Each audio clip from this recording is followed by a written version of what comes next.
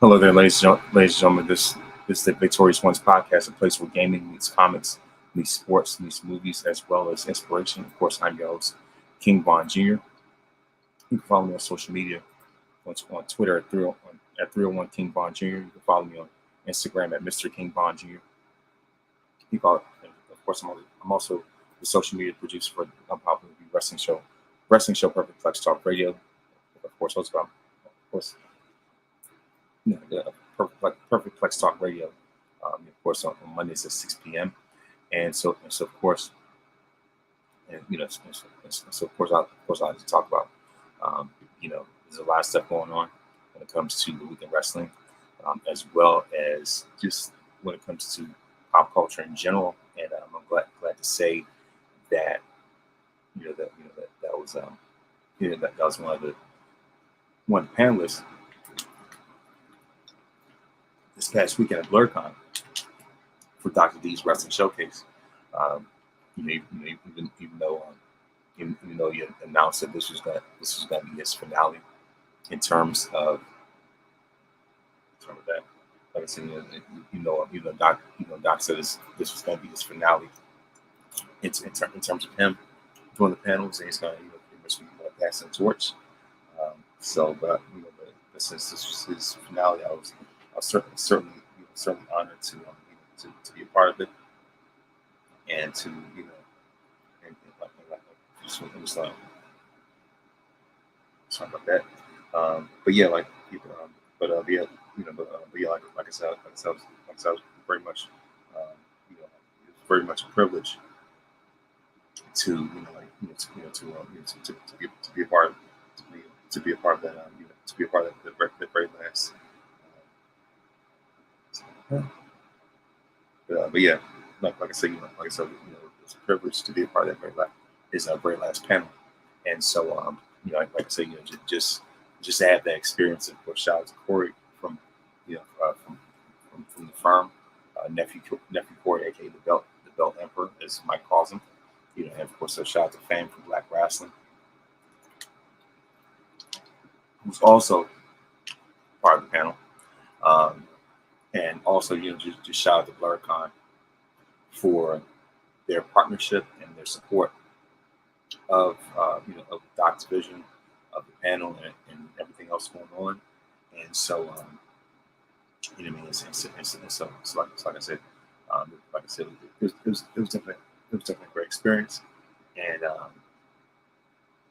like I said, I look forward to next year. And so, and the thing about it is that, like I said, it's always a great experience when it comes to BlerDCon. However, they have announced that in March of 2025, they're going to change the time from July to March.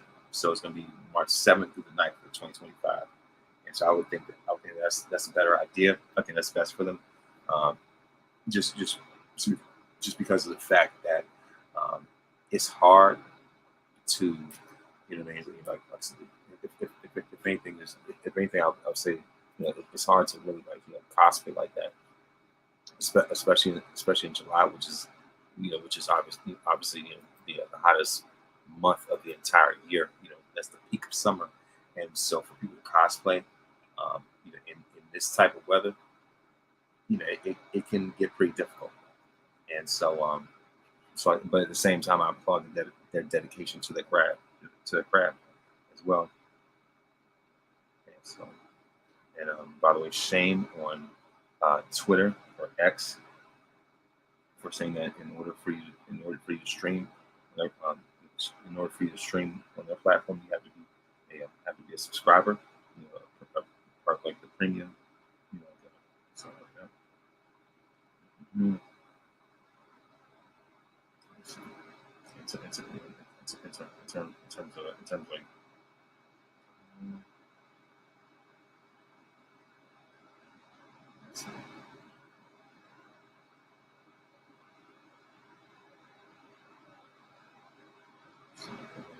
But yeah, sorry about that. But yeah, it's like I said, as far as that, like I said, like I'm trying to excuse me for the silence. I was trying to subscribe to X in order to stream live, and so, but yeah, I'm gonna take care of that. Take care of that later. I'll deal with that later. But yeah, like I said, as far as cosplayers, I certainly appreciate, I appreciate the dedication to their craft, and appreciate, like I said, how much time and effort and attention they put into these cosplays, because it is not easy at all whatsoever. As always, I'm always more than impressed and blown away by what's been, by the stuff that's being presented. And so, so as far as that, and it was excellent. And, and of course, I look forward to what they have in store in regards to next year, because this year's theme is Summer Madness. And so, what a better way to,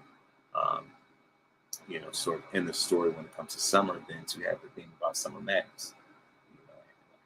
I think that's perfect thing for the last summer BlerDCon. Before like I said, before they eventually make the transition to winter / spring, if you will. And so and my thing is, I'm just wondering how the whole food truck situation is, how the food situation is going to be. Because during the summer, they always have food trucks outside, and so like some of them wonder how they're going to navigate that. When the weather changes, when they have the weather transition. But I would say that the biggest criticism, the biggest knock that they've had, has always been the air conditioning. So you would think that, especially when it comes to a black cosplay convention, Blerd Black Nerd, that's what it is. Like I said, when you have a comic anime convention, that is black owned, black run. If anything, especially in the summer, I would think that, like I said, if anything, I'll think that you would expect your AC on a consistent basis, and you already know what you signed up for. Let's just be honest, right?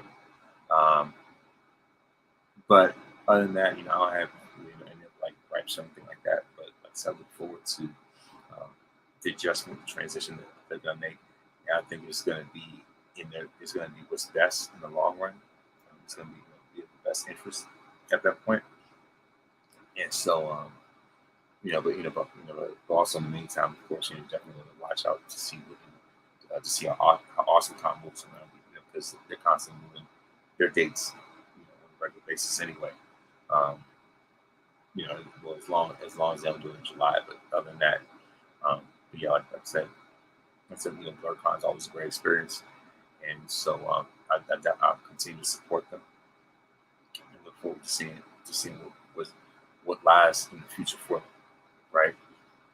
And so of course, there's so much to cover. Like I said, I just covered BlerDCon. I just covered, like I said, as far as the wrestling panel, and like I said, just the exceptional variety of cosplayers, and also, also another thing, several things that I talk about, like when it comes to the weekend wrestling, when it comes to SmackDown, Raw, NXT, the usual, if you will, and also, another thing I want to dive into is ESPYs. As a matter of fact, before I even go into the weekend wrestling, I'm going to cover. I definitely want to cover the ESPYs. And so last week's ESPYs took place. It was on July 10th, I believe so. Yes. So as far actually it was on July 11th, and it was, like I said, it was hosted by Serena Williams, and she did a great job as a host. And if anything, she did not hold back with the opening monologue, with the shot that she took at Drake. And Drake has been catching not just strays but direct shots all year. This dude cannot catch a break to save his life.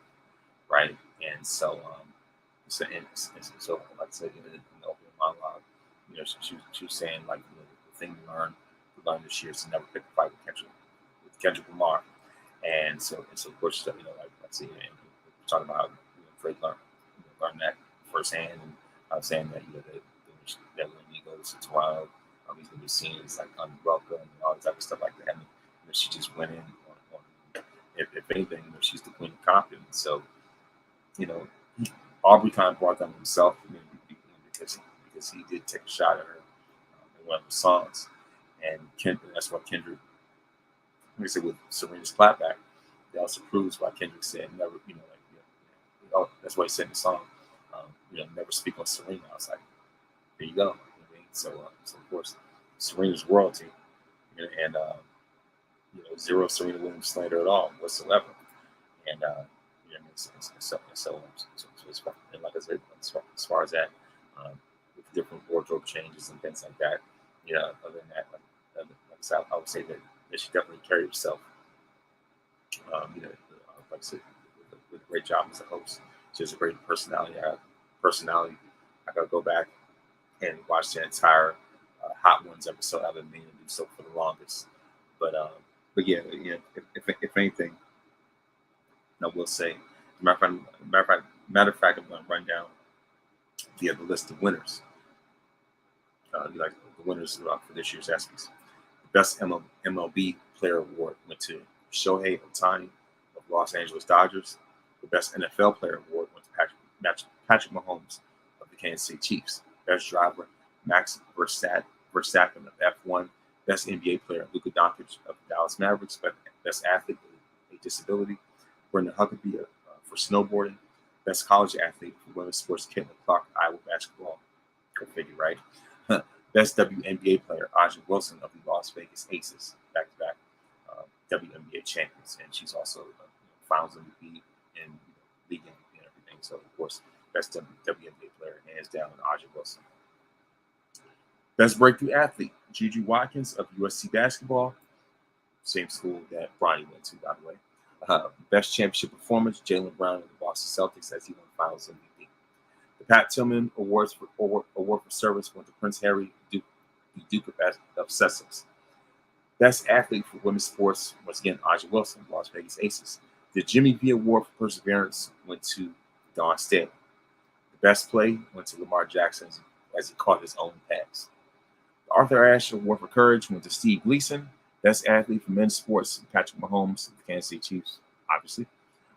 Best record-breaking performance, Caitlin Clark, crowned as the all-time scoring leader in NCAA basketball.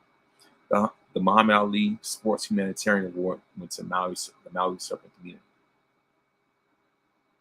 And so, and of course, the reason why they won that award was because they provided strength in numbers after the devastating wildfire, the devastating Hawaii wildfire in 2023. So a local servant group got together to provide resources, for the community.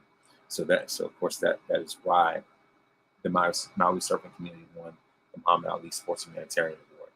The best comeback athlete went to Simone Biles in gymnastics. The best team, South Carolina women's basketball. Of course, the coach won the Jimmy V Perseverance Award. Obviously, best college men's sports, best college athlete in men's sports, Jade Daniels of LSU football. Best NHL player award went to Connor McDavid of the Edmonton Oilers. The best UFC fighter, Sean O'Malley. Best boxer, Terrence Crawford. Best soccer player was Kylian Mbappe of Real Madrid. Best golfer, Scotty Scheffler. Best tennis player, Coco Gauff.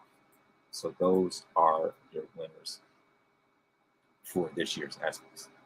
And it's very fitting that Serena became the the host of the ESPYs the week after Kendrick dropped the "Not Like Us" video, and of course that was a video that was probably the final nail in the coffin for his feud with Drake, and just the way that Kendrick made sure that Drake couldn't celebrate either the black or white holidays of freedom. And some of that meant to talk about last week, but just kind of slipped my mind a little bit, unfortunately. But yeah, like I said, Kendrick, once again, an absolute genius. He is the undisputed king when it comes to hip hop right now. Let's call it what it is. Um, that song has absolute stranglehold on the world itself. And I will say this for the people that say that they are tired of this song, say it like this. I'm pretty sure these are some of the same people that are old enough to remember 106 and Park and Total Request Live, TRL, and how so many of those videos were just in heavy, non-stop, constant rotation, over and over and over again. And also, let's not forget that Drake has had songs that have been force-fed to us for the longest time. Start from the bottom, God's Plan, and the song was Kiki, Are You Riding? Whatever the name of that song is. Um, how those songs just dominate the summer, but Kendrick has taken the summer away from Drake. And he's turned it upside down. But yeah, like I said, as far as far as ESPYs, I definitely enjoyed it, and of course, those are the things that happened last week, and also yesterday with the MLB All Star game. Pretty cool. But yeah, like I said, that is, like I said, those are some of the things when it comes to the week in sports and pop culture.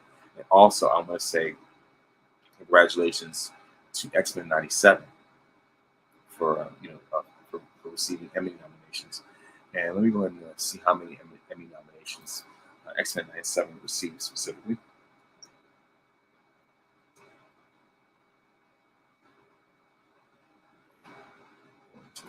Now,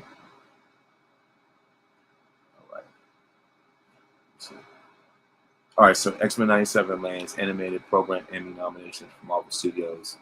Um, Soga owns Star Wars series nominations as well. X-Men '97 nominated for Best Animated Series, along with The Simpsons, Scavenger's Reign, Bob's Burgers, and Blue Eye Samurai. Matter of fact, Marvel snagged 5 Emmy nominations, including X-Men '97, Echo, and Loki Season 2. And so, yeah, so sorry about that. And of course, Bolden Mayo was nominated. Was nominated for Best Producer as well. And so let's see, nominated at the Gotham TV Awards, predicted to win Emmys. And so like I said, matter of fact, it says the highly acclaimed anime series nominated Breakthrough Drama Series category at the 2024 Gotham TV Awards. Credit to Bo DiMaio as a creator, and Victoria Alonso, Luis Desposito, Kevin Feige, Brad Linder, and DiMaio as executive producers of the show. And so as far as that, congratulations to them on the massive success. And I certainly believe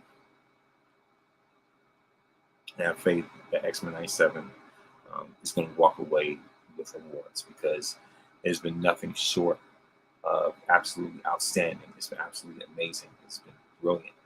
And it's just like, what else can I really say about it that hasn't already been said? And I've seen, I've seen plenty of X-Men cosplayers. I mean, who doesn't do an X-Men cosplay or something, right? Like, so whether Awesome Con, especially BlerDCon, and of course a shout out to the Wolverine cosplayers, Storm cosplayers. As a matter of fact, it was a Storm cosplayer that I took a picture of at BlerDCon. Being one of the best Storm cosplay I've seen thus far, and by the way, named Tierra Blue cosplay, and I want to give her a shout out to her great cosplayer Storm. I want to give a shout out to someone named DJ Dave, who cosplays Magneto, and everyone else who's done X-Men cosplays and everything else like that.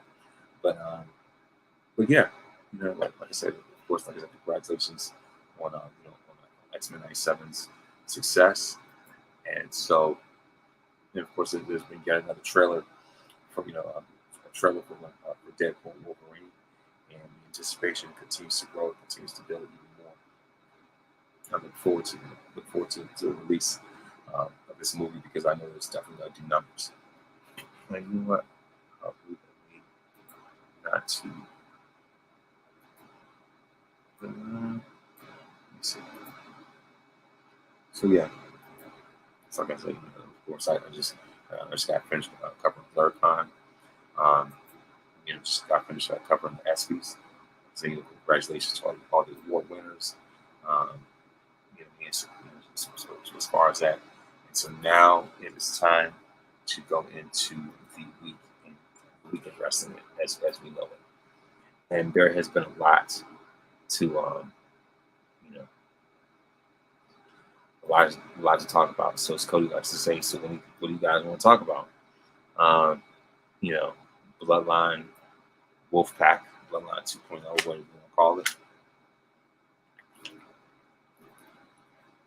and how it measures up to the original Bloodline.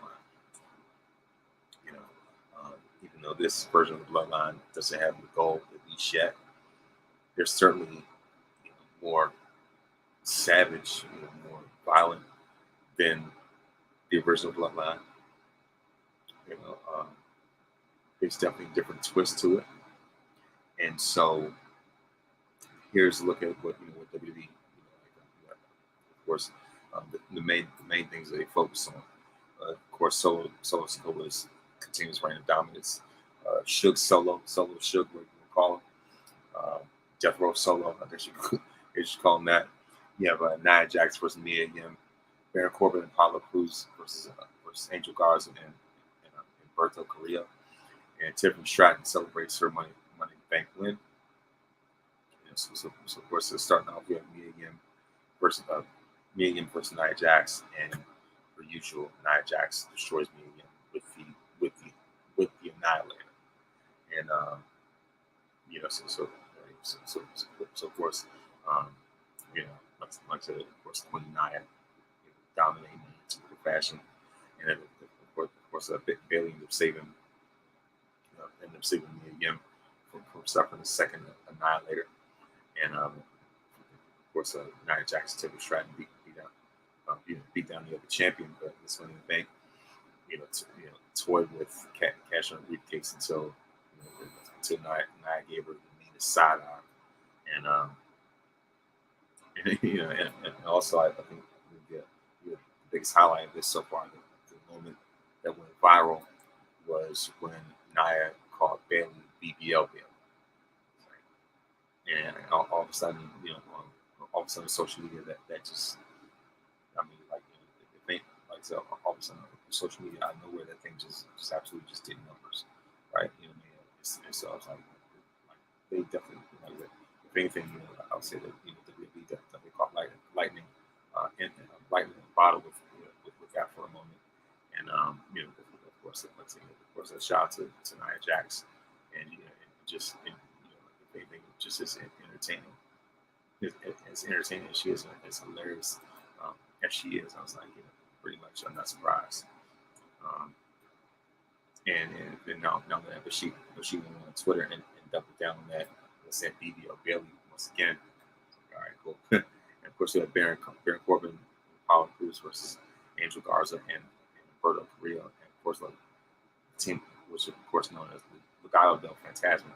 So Legado del Fantasma defeats Corbin, Crews, whatever, nothing really new. Then we have Blair Davenport versus Naomi, and Naomi defeats Blair Davenport. However,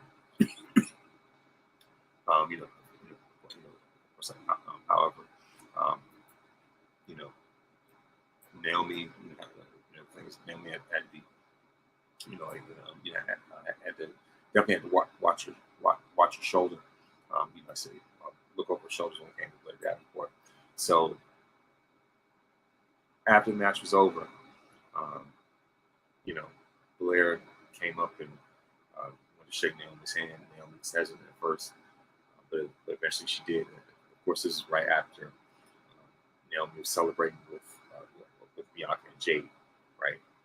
And so you know, this, of course, is when we had that this backstage encounter. So of course, after Naomi shakes Blair's hand, you know, she thinks everything's cool, and then of course she gets once again. Um, she ends, so she ends up getting attacked, and so yeah, you know, so as far as that, let's see. Um, I don't want to sound like, you know, like I'm rambling on, losing a train of thought, or anything like that. Um, but yeah, but, you know, of course, like I said, Naomi defeated Davenport. And then also, LA Knight came out and revealed that Nick Aldis gave him a shot at the U.S. title. And he just said, and of course, he says that he just needs Logan Paul's signature Logan Paul's signature to make it official. And so at this point, we're gonna have LA Knight versus Logan Paul at SummerSlam for the United States Championship.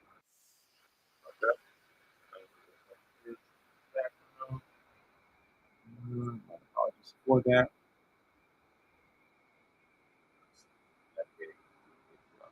That'd be exactly what it came from my phone.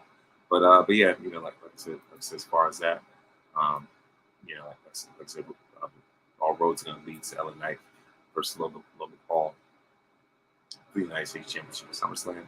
Then we have DIY versus A Town Down Under, and DIY defeats A Town Down Under to retain, so, like I said, to retain the other tag team championships. And so if anything, I can see this um, eventually being a breaking point, or at least leading to a breaking point among A Town Down Under as far as Austin Theory, Grayson Waller. And then we have the Bloodline segment at we have the final Bloodline segment of the night. So it says the rest of the Bloodline joined Jacob Fatu in the ring for the final segment. So of course, Solo spoke about getting rid of everyone in the Bloodline who refused to acknowledge him, i.e. Paul Heyman. Exactly what happened. So of course, Cody Rhodes came out and said he's more than willing to defend the title against Solo at SummerSlam. Was the Bloodline surrounding him, but of course, Cody took the first shot. Then of course, Randy Orton ran down to help Rhodes, and he did a lot of damage before he was taken out as well. And Bloodline spent several minutes destroying, but you know, both Rhodes and Orton. Where Solo forced Cody to watch the Viper take a triple powerbomb through the table before they ended the show. So, of course, of course, they continue to rip a page out of Roman's book as far as like the Shield triple powerbomb. You know, so, much like they did with Paul Heyman. This, you know, of course, things repeat themselves this time with Randy Orton. And you know, of course, the SmackDown wasn't much of a fallout show. Um, you know, pretty much everything was, you know, like nothing happened. Business as usual, per se. And so of course, at least WWE made sure to hit the ground running for the build-up for SummerSlam in the next 3 weeks. And so of course, they're going to release 4 title matches that are going to take place. You know, like I said, if anything, I'm definitely looking forward to that. Um, you know, and so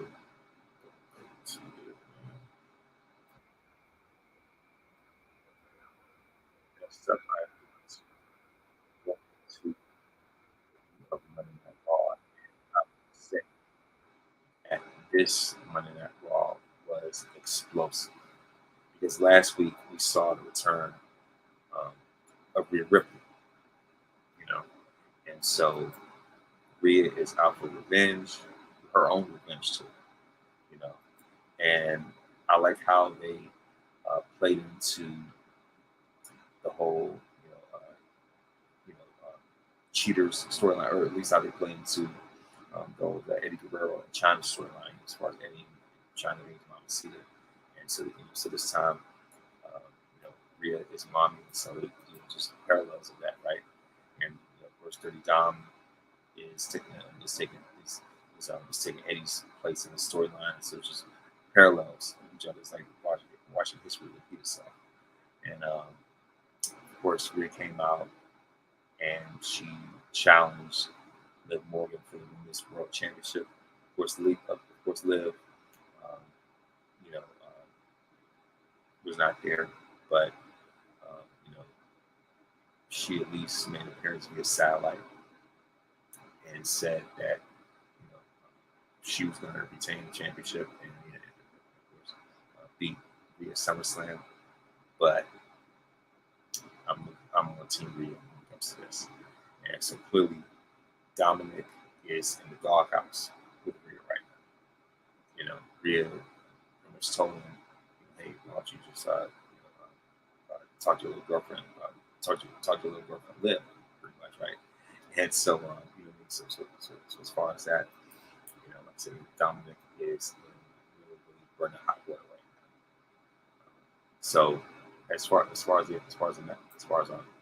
said, so.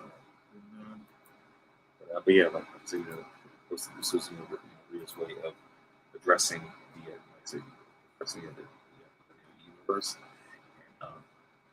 And, this opening segment of Raw was definitely a sign of things to come, and I'm more than looking forward to what they have in store when it comes to this 2.5 week build up for SummerSlam. So also, like I said, just in terms of the highlights, like I said, we're really interested in the WWE Universe of what's next for Drew McIntyre. Was that Damian Priest versus Braun Strowman, and Damian Priest and Gunther face to face? I was like, ooh, this could look, this looked like this could have been like a Damian Priest face turn with the way that Gunther was talking down to him. I was like, this is true. For like true classism, pretty much. And so, man, I was like, it definitely hit pretty hard. And even though Priest is supposed to be healed, but with those jabs, I was like, yeah, this is coming on great faces. And also another thing I wanted to address when it came to his segment. Of course, Michael Cole revealed on commentary that Ripley's return last week garnered 50 million views across social media.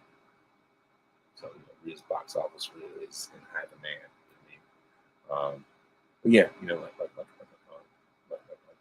like I said, as far as that Damian Priest and got that face to face encounter. It was definitely talking about an undeserving champion versus a predestined one. Apparently, it's not enough. WWE's Triple H team added another element, class warfare. That's really what it was, a battle of classes. And so, of course, Monday's the face-to-face encounter between Damian Priest and the King of the Ring Gunther introduced the idea of the Ring General as the privileged competitor, as while making Damian painting him as someone that fight in the streets to the top of wrestling. Of course, he's from the Bronx, so like I said, that speaks for itself. This is something that can definitely be very effective in the right scenario, but it just feels though it was unnecessarily forced into this program, and of course the crowd ate it up, and it looks like they're willing to accept Priest as a babyface. So at least that may be the right direction to take. It's kind of hard to see Gunther as a babyface. So if they have to choose one, it might as well be Damian, right? Especially when it comes to this class warfare situation, right? And how Gunther talks about prestige and how he's just predestined and privileged, and so how he sees himself as the perfect ideal fit to be a world champion because of what he did as the Intercontinental Champion, and also with him being the new King of the Ring. And so it's just, and also I read somewhere where for 75% of Gunther's time in WWE, he has been a champion. So when you look at his track record when it comes to titles, it speaks for itself. You also had Sheamus versus Bronson Reed, great match. Sheamus defeats Bronson, and so of course, Sheamus debuted a new intro song, and it was kind of like a pretty strange choice, given the fans had enthusiasm for the return of his original theme song, "Written in My Face," and so as far as that, um, you know, and of course, a shout out to Pat McAfee getting back on commentary. And, I mean, he's perfect as a color commentator anyway. That's just you know within his specialty, if you will, right? And so of course, backstage, we would thank Damian Priest for hold things down with the Judgment Day in her absence. And so of course, then Dominic, as for a moment, he caught another verbal beat down from Rhea. As we all know, Mommy's not having it right now. Of course, we have Zelina Vega versus Sonya Deville. And I'd say the funniest part about this was backstage segment where Zelina said, she's trying to hear Sonya, but she's too distracted by her forehead. And of course, you see a Sonya Deville filling a new faction with Shayna Baszler and Zoe Stark. As I like to call them, the stud patrol for obvious reasons, right? And so the winner of this match happened to be Sonya Deville. Unfortunately, if you will. And of course, backstage, we've seen our Intercontinental champion Sami Zayn tell the Dragunov fans a title shot tonight because he doesn't earn it, not because he said for him against Braun Breaker. So anything Sami was saying that Dragunov got it off of his own merit. And and of course, Gunther was the subject of a great promo video, which told the story and hyped up his upcoming world title match against Damian Priest. Right. Then we also have, speaking of that, we have Braun Strowman versus Damian Priest, and the winner of that match, obviously, Damian Priest. Then we have Katana Chance, Kane Carter versus Zoe Stark, and Shane Baszler. Shane Baszler, two-thirds of the Stud Patrol. And of course, the winners of this match, Zoe Stark and Shayna Baszler. And of course, we have Adam Pearce and Drew McIntyre's heart-to-heart. So what Drew McIntyre had to do to have his suspension revoked by Raw. General Manager Adam Pearce was apologized for her two referees. Rather than that, he refused, and the suspension is still in effect right now. So the infuriated McIntyre and Mr. Scottish Warrior showed the same two referees, then threatened Pearce before Seth Rollins came in to save. Of course, they cleared McIntyre out the ring before joining the commentary team for the post-save celebration. And of course, it wasn't much to really progress anything, especially since Punk wasn't involved. And so we just had Seth versus Drew without the third element of Punk. It kind of falls a little bit flat.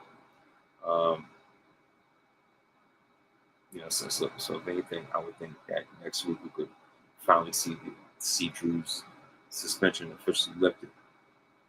And so that way, the match between Punk and McIntyre is officially announced. So of course, that's unless Punk's not cleared, Rollins gets a spot instead.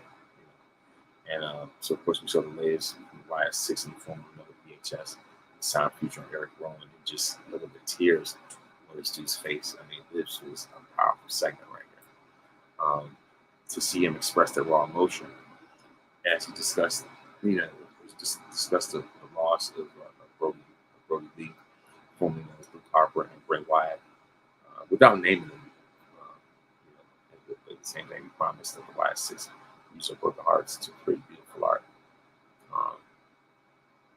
And also, like I said, it was a great moment, but it was tough to see Eric cry like that, because he lost two guys that he considered to be his brothers. They were his brothers in arms. They stood side by side, with that original Wyatt family. And also we have Jey Uso versus Dominic Mysterio.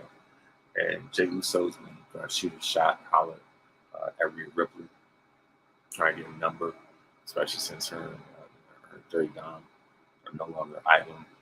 So that backstage segment was pretty funny. And then the winner of this match, of course, Jay Uso. And as far as that, um, like I said earlier, that's when he actually was single because he wanted to shoot a shot. So, of course, instead Dominic was furious about it. And, of course, Dom was focused and intent probably more than he's ever been. And he definitely wanted to make a message very clear to Rhea. And so of course, Jay got to the top of the Uso splash. Of course, the mid Warriors and the 11 Warriors showed up and pulled Dominic out of harm's way. And of course, chaos definitely took place with Dirty Dom and Liv, and up on top of each other until Rhea made her presence felt for the second time tonight. Of course, as far as stadium, whereas Dirty Dom and Liv, being on top of each other, it's nothing new. That's obviously happened before, like last week as well. Of course, rather before last. Of course, Liv Morgan ran out of there, and Dominic returned to the ring. And Jay was up,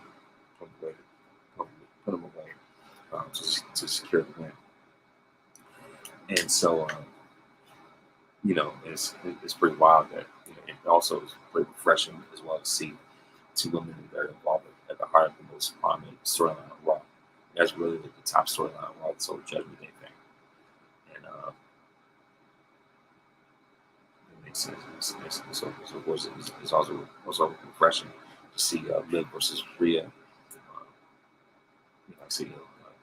Go toe to toe and battle each other for the women's world title at SummerSlam. And so, of course, we also see Chad Gable call him Bo Dallas. Of course, Bo Dallas applies and really felt prey to a sneak attack by the Creed brothers. Of course, they also joined Chad Gable. Chad in a 3-on-1 attack. As course, Bo Dallas lapped off. Of course, in the corner. And eventually, their ring got dark. The last 6 made it into the ring. So, of course, the Creed brothers left, and of course, we saw mass followers surrounding them with their laughing, their maniacal laughing, little Bo Dallas. So we see them surrounding Bo Dallas, aka Uncle Howdy, for those that didn't know. And so, of course, this is signs that we're going to see a 6-man tag at SummerSlam. The trio of the Y6 going up against Chad Gable and the Creed brothers. And so if anything, was importantly, of course, we're going to have Gable and the Creed give the Y6 the most likely chance of a quality match in their very first in their debut. If anything, that's going to make a break of a faction like this. To have that quality matches, and what better way to start that off than against Chad Gable and Creed brothers, who are both with each heavily influenced by Kurt Angle, and so it's great to see Bo Dallas reintroduced, and especially after such a long time, it was very refreshing to see Bo Dallas, especially with him being involved in such a high-profile storyline. And so, of course, finally we have the Intercontinental Championship match, Sami Zayn versus Ilya Dragunov. And Dragunov won via disqualification, and so of course, they're well on their way to a possibly classic main event. When Braun Breaker struck once again. And of course, it's led to disqualification for unsatisfactory DQ. And of course, Braun Breaker claimed he was going to take out both of them. When he did that, he lived up to his word. And in the process, created a scenario with Sami Zayn being forced to defend the title against both of them in triple threat matches, SummerSlam. Of course, Braun Breaker with Dragon off and NXT alumni. So so to see them in this kind of spotlight is definitely something great to see.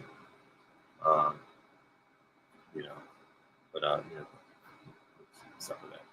But of course, Sammy and Ilya definitely beat the heck out of each other. And the thing is, they definitely earned a better finish. But of course, then, given the nature of the storyline, it's just that it had to be done. Who knows how the match would have turned out had not been for Braun Breaker. So if I were to give it a grade, I'd give it about a B. It's kind of hard to say as far as what belt grade I give it and all that kind of stuff. But yeah, like I said, I was definitely satisfied with Monday's episode of Raw. And now it is time to go into NXT.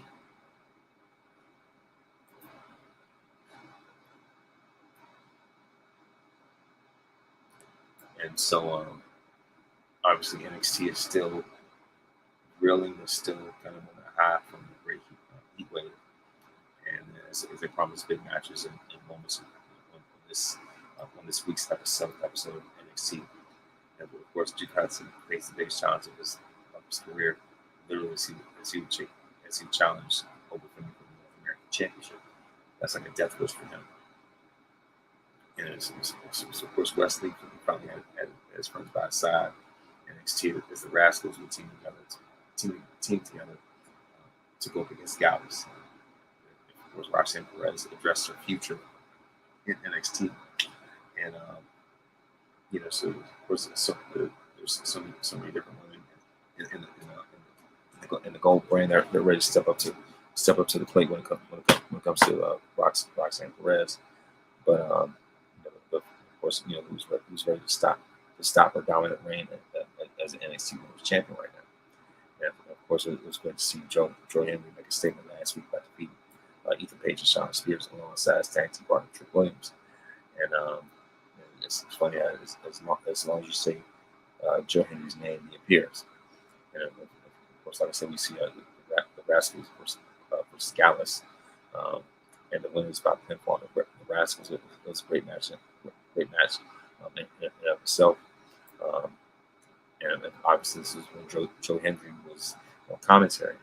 And so, despite Booker T telling me not to mention this dude's name, Big Joseph still said Joe Henry anyway. And because of that, of course, the thing about because of that Joe Henry appeared. So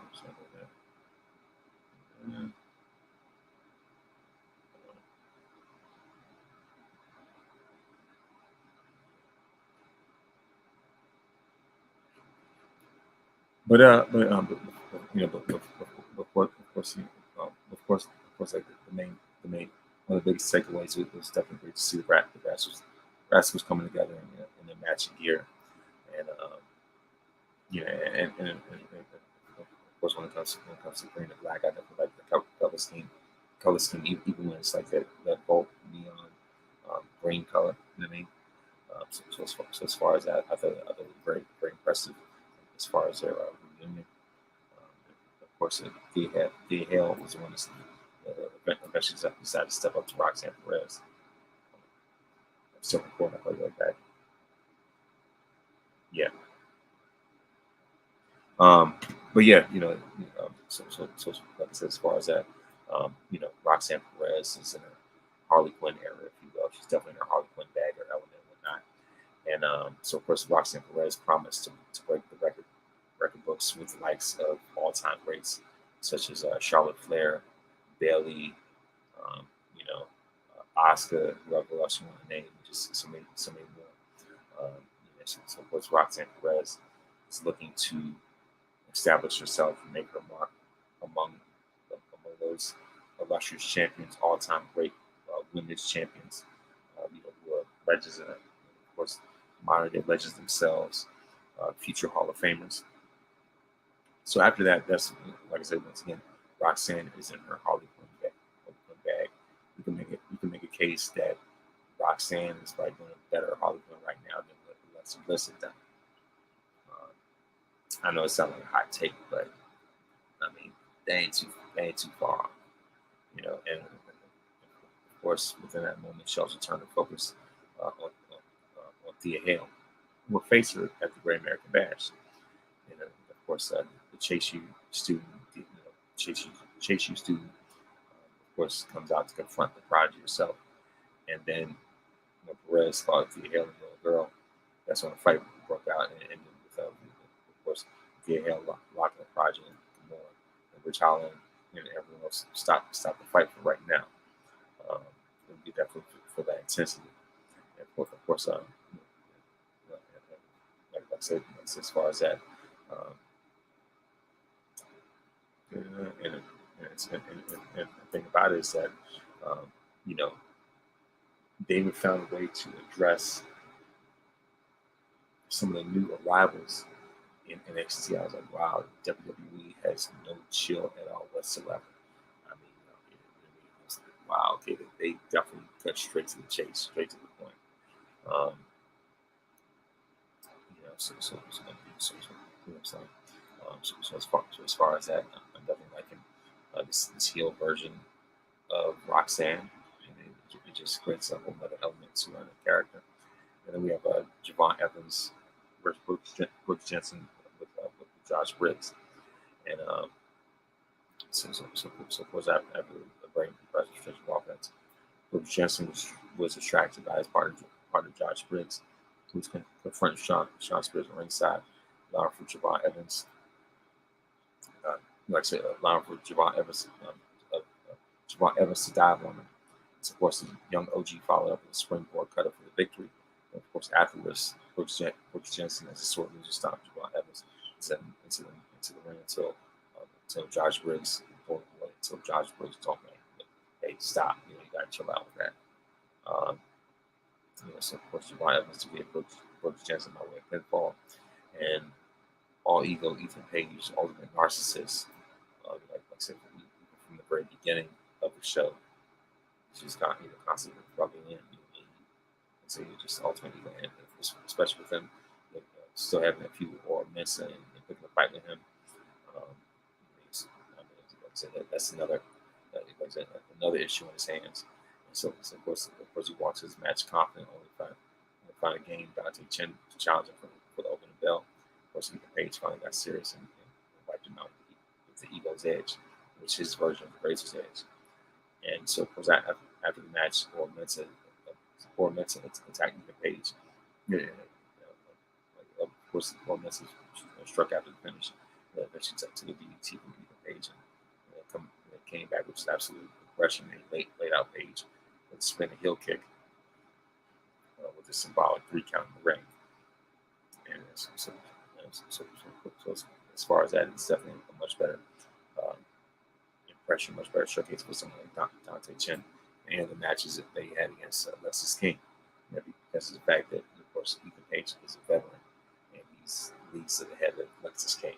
So of course he's going to have a much better match out of Ethan than he did out of Lexus.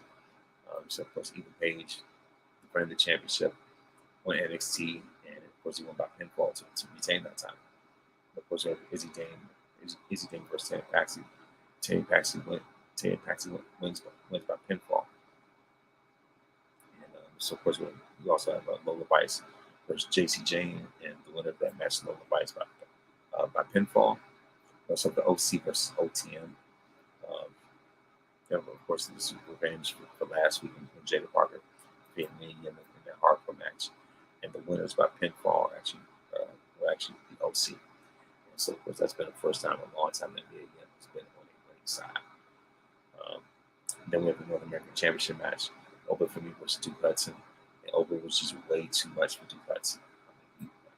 Duke Hudson was out of his league against a dude like Oba Femi tonight. But Oba Femi ragdolled Duke Hudson. I mean, he ragdolled that dude so hard, you would have thought his name was Raggedy Ann. He ragdolled him so hard, like I said, Obafemi ragdolled this dude, as pretty much the same way that Woody would have looked had Sid put the rocket on his back. That's how much Obafemi just decimated him. And he retains the NXT North American Championship. And I can tell as a champion, he's going to end up doing numbers. And just to see where Wesley is and where Obafemi is now, it's like Obafemi powerbomb Wesley out of that title picture. Pretty much powerbombed him back into the tag team. And I was like, man, like I said, Obafemi is just dangerous. That dude is an absolute world. Like I said, of course, his podcast is definitely a big fan. Like I said, a big fan of someone like Obafemi, and it just his upside, and just everything else that he brings to the table. You know what I mean? And also, this past week, Stephanie Valkyrie made her debut. But first of all, Shawn Michaels officially announced her on his Twitter page, right? So, so if anything national, I would think, okay, this is definitely a confirmation. It's just like, why would Shawn have to lie about that, right? And so of course, the landscape is definitely shaking up now that we have someone like Stephanie Valkyrie on the NXT roster, and it's going to be great to see, how that chemistry, like I said, how the chemistry plays out with her and the other women on the roster. And just the possibility of dream matches and whatnot, everything else.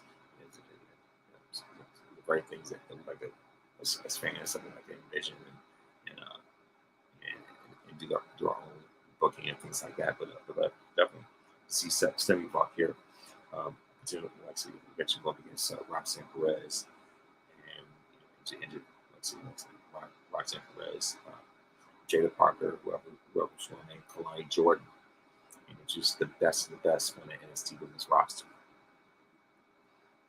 So of course, like I said, if anything, business has definitely picked up. And there's been a lot of talk. It's been at least.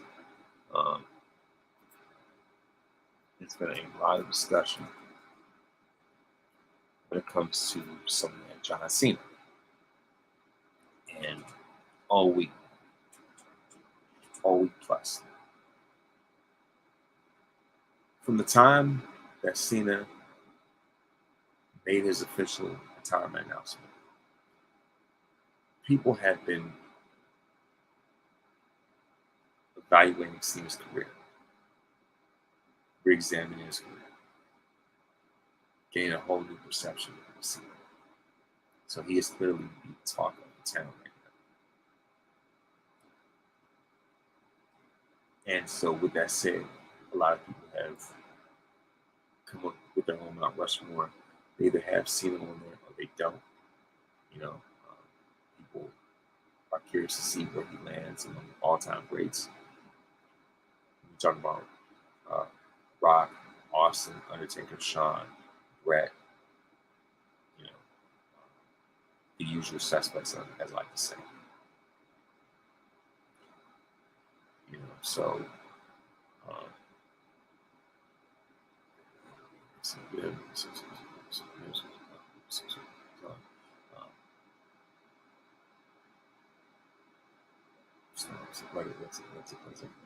that's as far as that. It's going to be let's say that. Oh gosh, I'm losing my train of thought right now. But yeah, like I said, when it comes to it's lost my train of thought at this point. But yeah, like I said, when it comes to Stephanie Valkyrie, she's definitely going to be a game changer. I said that earlier. Sorry about that. John Cena, my man. John Cena. But yeah, like I said, Cena topic.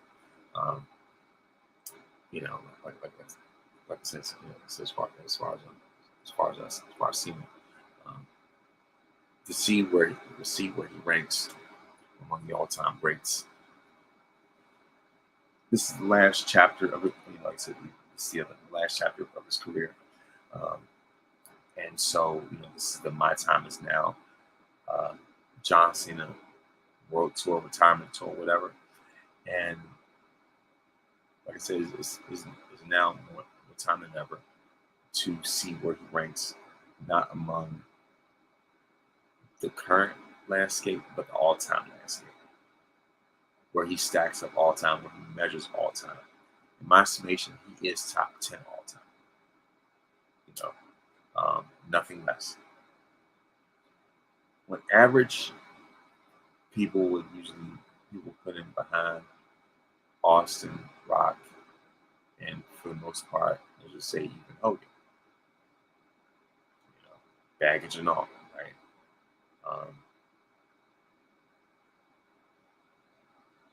Cena's importance is undeniable. It's undeniable. What John Cena means to wrestling cannot be understated.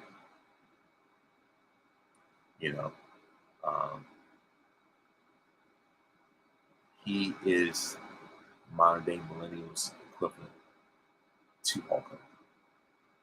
For those that were not old enough or weren't even born yet, for that matter, to see Hogan in his heyday. For those that missed out on it, you have Cena now. Those who missed out on that original Hogan run, that's what Cena is there for. For the modern day, millennial, whatever, fans.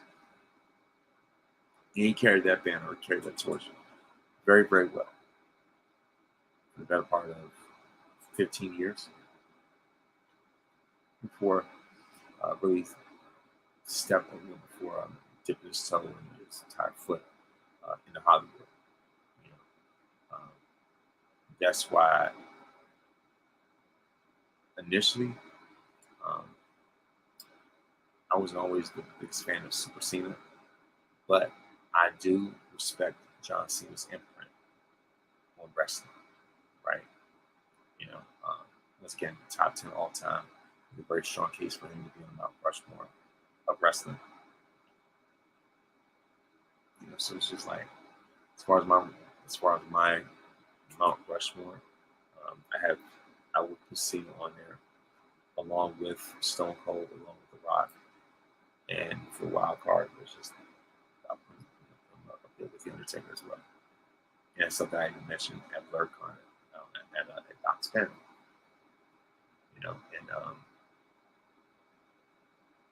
John Cena's had a remarkable career. He hasn't won an on-screen match since 2018, but this last story, I believe, is definitely his comeback story, redemption story, at least ultimately culminating in him becoming a 17-time champion. I don't see a big issue about him being 17-time champion. I'm pretty sure Ric Flair wouldn't mind himself, right? But John Cena embodies WWE in such a way that it's essentially a throwback. But yeah, of course, big match John. So, those were my thoughts when it came to, when it comes to the world of wrestling and pop culture. And so, thank you very much. And by the way, one more thing as well, before I go any further.